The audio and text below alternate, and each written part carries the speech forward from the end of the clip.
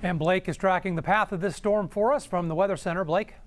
Good afternoon, Russ. Yes, here's the very latest cone from the National Hurricane Center as of 4 o'clock. The change with this advisory is that cone has shifted a little bit further down the coast, and you'll also notice those winds have ticked up now to 60 miles an hour. That is a forecast just as it gets ready to make landfall there near Corpus Christi or just to the south of.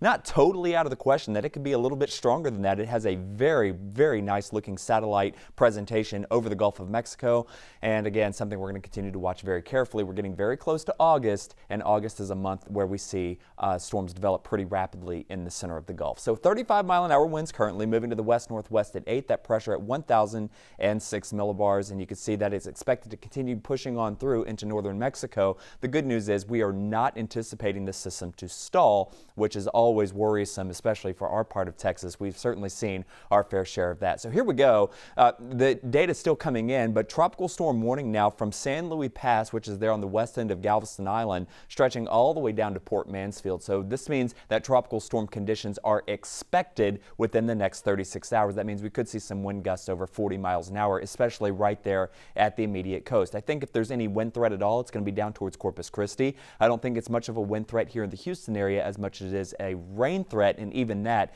has diminished a little bit. We'll explain why coming up in just a second. But there's a look at the radar. There's a lot of scattered showers out here across southern Louisiana, maybe a few of them trying to sneak into southeast Texas, but you'll notice how dry it is across the north side of this system, and that's an indication that it's still fighting some dry air up here on the north side. So as this whole system continues to work its way to the west, maybe perhaps the rain won't be as widespread, still heavy where it's falling, but maybe not a complete washout. The satellite presentation looking very much improved over this time yesterday, and the hurricane hunters are scheduled to go back in there here momentarily, but as of their last flight, flying what we call an alpha pattern, they're finding 39-mile-an-hour winds within the system. That is the threshold for tropical storm force, but it has to be sustained for 1 minute in order for them to classify it. So where's it going? The reason why it is headed off to the west is thanks in part to a big ridge of high pressure, and that pretty much steers this thing right off to the west. That's why we're pretty sure that this is going to end up in South Texas before it's all said and done as a very strong tropical storm at that. Now,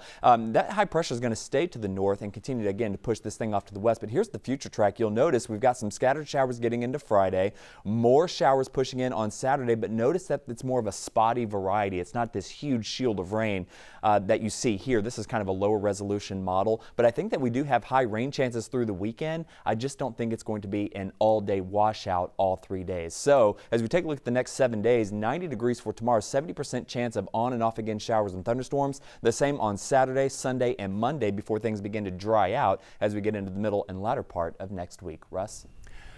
All right, Blake, thanks. Now is definitely the time to get ready. You should download the Severe Weather Guide at khou.com/severe weather, or you can text the word weather to 713-526-1111. We want to thank our sponsors this year: CenterPoint Energy, AARP Houston, American Furniture Warehouse, and Shell.